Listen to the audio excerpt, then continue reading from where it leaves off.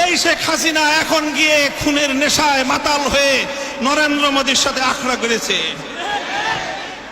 যদি সেখান থেকে বসে বাংলাদেশের স্বাধীনতার উপর কোনো হস্তক্ষেপ করার চেষ্টা করা হয়, তাহলে বাংলাদেশের মাটিতে ভারতীয় দূতাবাস থাকতে পারবে না। শেখ হাসিনার বিরুদ্ধে বাংলাদেশে বিভিন্ন থানায় আদালতে হত্যা মামলা দায়ের হয়েছে। জালিম শাহী শেখ হাসিনা নরেন্দ্র মোদীর ঘরে বসে বাংলাদেশের অভ্যন্তরে 15ই আগস্টকে কেন্দ্র করে বিশৃঙ্খলা সৃষ্টি করবার জন্য তিনি উস্কানি দিচ্ছেন।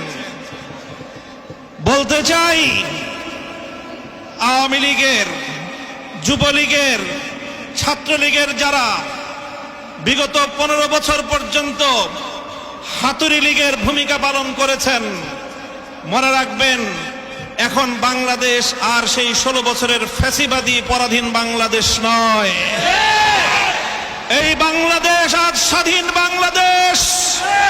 ছাত্র জনতার এক সাগর রক্তের বিনিময়ে অর্জিত এই স্বাধীন বাংলাদেশে যদি 15ই আগস্টকে কেন্দ্র করে কোন নৈরাজ্য সৃষ্টির পায়তারা করা হয়, সারা বাংলাদেশে তাদেরকে প্রতিরোধ করা হবে।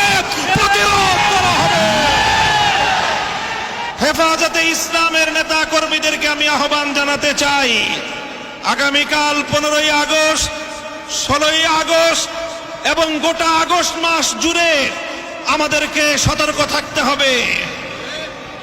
কারণ মনে রাখবেন, আওয়ামী লীগের রাজনীতি হলো প্রতিহিংসার রাজনীতি। 1975 সালে 3.5 বছরের অপশাসনের যুগে শেখ মুজিবুর রহমান সাহেব নির্বিচারে দেশের 30,000 যুবককে হত্যা করেছিল। এদেশের বাকশাল কায়েম করার মধ্য দিয়ে মানুষের সকল অধিকারগুলো তিনি হরণ করেছিলেন। অধিকার হারা মানুষ তখন তারা ক্ষুব্ধ হয়ে ধানমন্ডির 32 নম্বর বাড়িতে অভ্যুত্থান পরিচালনা করেছিল। তখন এই শেখ হাসিনা ঘোষণা দিয়েছিল যে জাতি তার বাবাকে হত্যা করেছে তিনি সেই জাতির কাছ থেকে প্রতিশোধ গ্রহণ করবেন। বিগত 45 বছর ধরে শেখ হাসিনা প্রতিশোধের রাজনীতি করেছেন, প্রতিশোধ নিয়েছেন আমার বাংলার তাওহীদি জনতার বিরুদ্ধে, প্রতিশোধ নিয়েছেন বাংলার স্বাধীনতাকামী মুক্তিকামী জনতার বিরুদ্ধে, প্রতিশোধ নিয়েছেন বাংলাদেশের ছাত্র জনতার বিরুদ্ধে, প্রতিশোধ নিয়েছেন এদেশের হেফাজতে ইসলামের লক্ষ লক্ষ নিরপরাধ মানুষের বিরুদ্ধে। তিনি একজন খুনির নেশায় মাতাল, খুনের নেশায় মাতাল।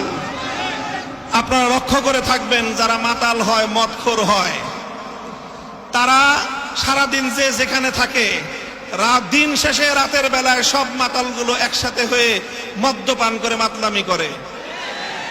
বর্তমান পৃথিবীতে বড় বড় খুনের নেশায় মাতাল আছে। 1 নম্বর বিনিয়ামিন নেতানিয়াহু, 2 নম্বর ভারতের গুজরাটের কসাই নরেন্দ্র মোদী, 3 নম্বর বাংলাদেশের বিদায়ী ফ্যাসিবাদী শেখ হাসিনা।